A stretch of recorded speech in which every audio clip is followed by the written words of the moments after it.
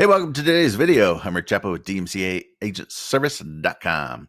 So today we're talking about a practical DMCA situation and a particular company and how they use the DMCA and whether they're making the right choice. And so specifically, we're talking about Nintendo, the DMCA attitude that they employ, and whether it is smart. So what is their attitude? Well, Nintendo's attitude with the DMCA is to attack. They're very aggressive at going after pretty much anybody and everybody that is using anything that Nintendo considers protected by its copyrights. Now, in a lot of cases, this means they're going after their fans and their customers. And we see this on YouTube quite a bit. People will post, various maybe images of games they're playing or what have you. And they're not doing it to rip off Nintendo. They're not. It's a fan group talking about, look at this game. This is cool. Look at this, aspect of the game, whatever it is. These characters are great. I love these characters, blah, blah, blah. You have fan fiction, these kinds of things. And Nintendo just goes after it all.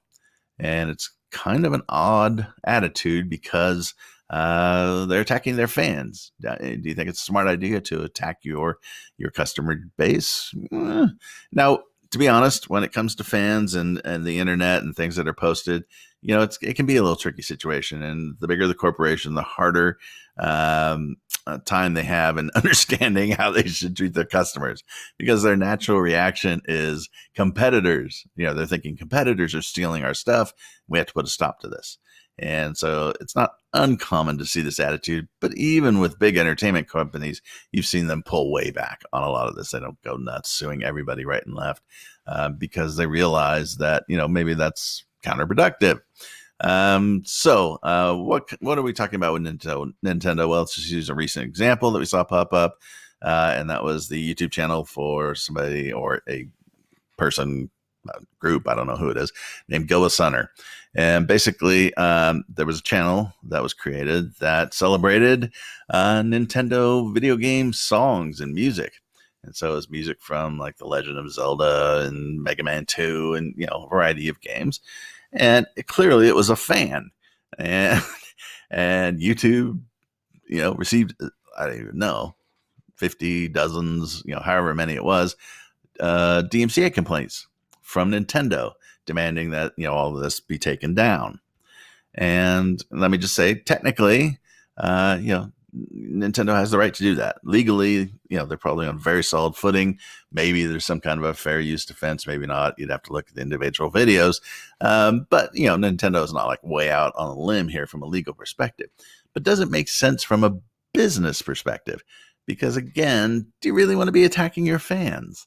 It's not necessarily a smart move. I'm not really sure what they're thinking about. There is some thought that maybe they're a little confused about how copyright law works in the United States versus trademark law. So trademark, just to give you a quick summary, trademark is a symbol or a phrase that identifies a product, service, or company for consumers. So think about sports apparel.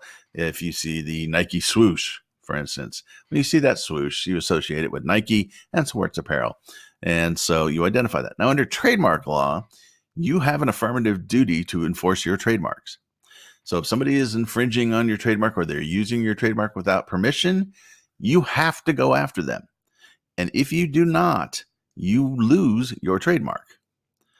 So when you see trademark cease and desist letters come in, a lot of times it's not because the company's really being, all that bent out of shape because maybe you're using it in a parody video or something of that sort. It's because they have to under the law, or they lose their trademark, and that would obviously apply to more important situations, where maybe a competitor is trying to, weasel in on some of their products or services.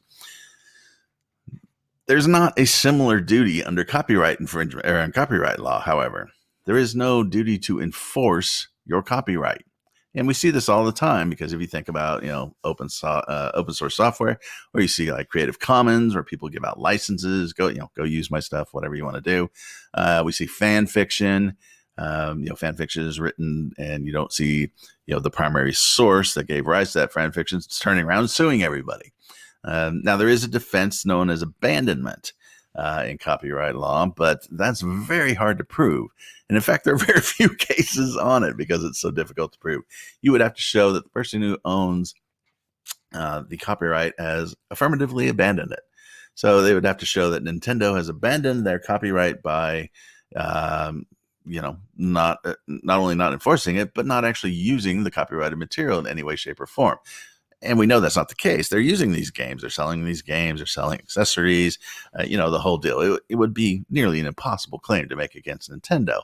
So Nintendo doesn't really need to be taking this militant attitude. And in fact, there's a better approach that they could use, which is if we go back to some of the, the policies online with Creative Commons and these kinds of groups, they could just grant people a license to use their content in certain ways. So, for instance, if you're creating fan fiction, if you're celebrating the game, whatever the terminology would be, they could use it that way and then allow their fans to post content and to communicate with each other over, Nintendo products that they like and so on and so forth. Because Nintendo really should want that to happen. Because if people are discussing their games and they love their games and they build up a big fan following, well, that's going to help Nintendo whenever they come out with new products. People are going to be more inclined to buy, and if you can, that's kind of the golden rule of marketing. If you can develop a community that loves your products, hallelujah, you have a built-in group of people who are likely going to buy your new products. Think about it this way. If you have a website or an app, you've seen the mailing list. Why do people try to generate mailing lists? Because whenever they come out with a new product or service, they go ahead and they send it out to their mailing list. And most of those people are fans, obviously. So they're going to buy. If I'm an author and I write a book and I develop a mailing list that has 100,000 people on it, I wish, and I write a new book and I finish it, well, I'm going to send that book out to my mailing list. Hey, new book is out. Here's the launch date. Get 20% off if you buy it on Amazon in the next 48 hours, and I send it out to my 100,000 people. Well, how many of those 100,000 people on my list do you think are going to buy? I don't know, half, like 3/4. I don't know what the number is, but it's, that's a good thing. I have a captive audience there that's happy with my product. Well, YouTube channels are the same thing. If Nintendo comes out with a new product, a new game or something like that, a new version of, The Legend of Zelda, well, don't you think all these fan channels are going to promote it? They might not promote it in the sense of go buy this, but they're going to say, hey, Nintendo's got a new game out. And assuming the game doesn't suck, there's going to be positive commentary about it.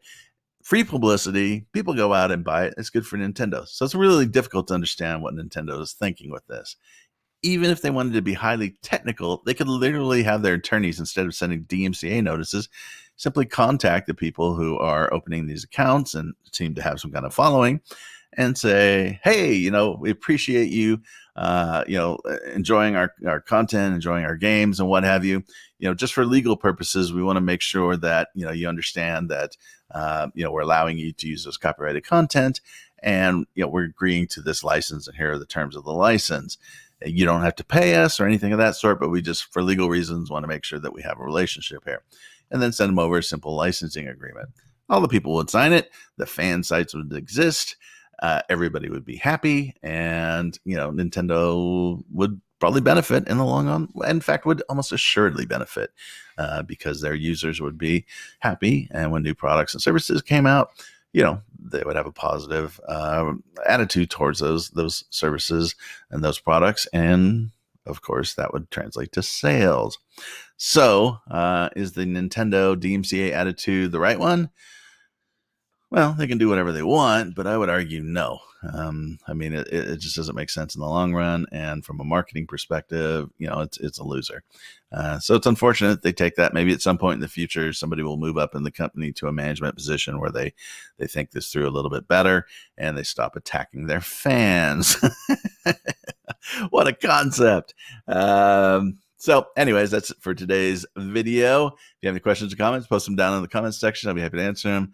If you need a DMCA agent for your website or app, feel free to contact us at dmcaagentservice.com. Thanks for watching. Have yourself a good one.